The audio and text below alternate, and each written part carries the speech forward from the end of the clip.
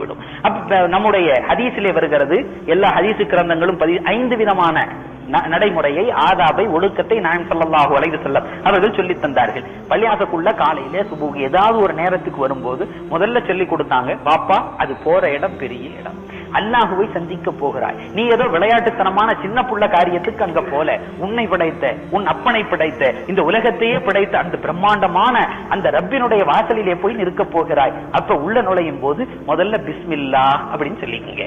எந்த காரியத்தை ஆரம்பிக்கும் முதலும் பிஸ்மில்லாஹ்னு சொன்னா அந்த காரியம் முழுமையாக முடியும். அதனால பள்ளியாசக்குள்ள வரும்போது முதல்ல சொல்ல வேண்டியது பிஸ்மில்லாஹ். அடுத்து சொன்னாங்க, நல்ல காரியத்திற்காக வேண்டி போகிறாய், ரப்பை சந்திக்க போகிறாய், வலது கால எடுத்து வச்சு உள்ள போ.